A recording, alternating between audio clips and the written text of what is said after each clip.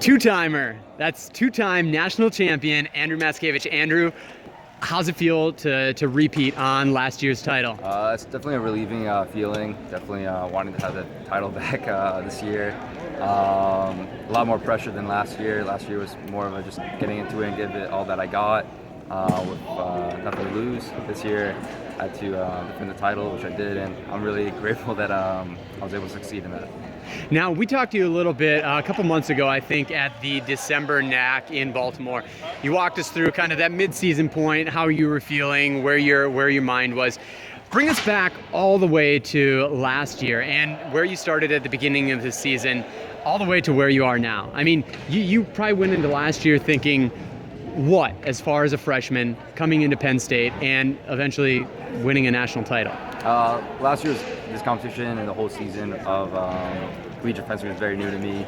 It was something that I needed to learn and adapt, and I'm happy that this year I was able to learn from Kaido Streets.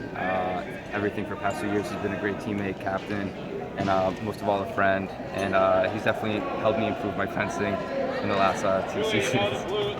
So I'm really grateful that he's here to help me in sport, and honestly I'm very grateful that he's done everything for me. And going back to December, we got teammates in the background for a little context here. Sorry about that. I try to keep it composed as much as I can. But going back to December, I was a little stressed, definitely knowing that I had something to defend my title. Everyone else is working hard, either internationally or for collegiate fencing. And I just needed to know that I was on top of my game, always working hard, taking it to the next level, imposing my will to succeed. And that's how I got here. I was able to succeed. Did you feel you had a target on your back coming into this tournament, or even coming into this second year? A little bit of everyone. A little bit of everyone was a target. Everyone wants that title, and everyone's, even though it's a team sport, when it comes to individually, everyone wants to do the best they can for themselves. More so, I think St. John's and Columbia, they're very great opponents to fence against, and I think those two were the biggest ones to worry about for the last 2 days. Of course, St. John's, Ference, three-time finalist. You defeated him last year, right? In the final. Again, rematch this year. How did your approach to the bout differ, if at all? This year was very different than last year. I feel last year I was more on the offensive side and just giving everything that I got. This year I was a little more conservative, which I had an issue mid-bout. I tried to just grind through and be playing it safe instead of just making actions.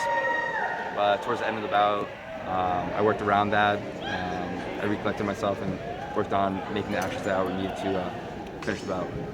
Now, both at that December NAC in Baltimore and again here today, we saw that you, addressing your ankle, working a lot with the trainer to get it taped, and just making sure you're getting the attention that you need to perform. Is that something that's been plaguing you in a bit of adversity throughout your career? Or is that something that's just, been more of a proactive approach to prevent injury? I think this season was probably the worst for me when it comes to injuries. Starting from the beginning of last December in the World Cup in Boston, I injured my wrist, and from there I still have this little numbness pain in it. In terms of my ankle being taped today, when I was celebrating my semi-final bout, one of the touches, the last few touches, as I was celebrating, I rolled on it. It wasn't too bad, but just prevent from any further injury. Our trainer, Ali, who's great, helped me out and made sure that nothing worse would happen in the following bout in the finals. As a sophomore, what do you think was the biggest challenge you overcame, either as a freshman, this year in your second title, to reach this point? Probably biggest challenge is, even though I'm a sophomore, I'm still very new to this. There are very experienced fencers who, like Kaido Streets, other seniors who've been in this competition for 3-4 years. I still have a lot to learn and adapt. There's new fencers coming in next year that are very strong. They'll be competing in this competition. So the biggest challenge I think is that I have a lot to learn. And I have to adapt to the changes of different fencers that are going on, referees, especially with the new rules that are coming in. Just have to adapt and work hard. Now, repeating here today, you really position yourself well for a third and potentially a fourth NCAA title. You've also proved that the freshman year wasn't a fluke. It wasn't first year success. That you are for real and you're here. What do you anticipate as far as going forward with the remaining 2 years you have for NCAAs, and is it possible that you can become the second four-time NCAA champion? There's a possibility. Anything's possible.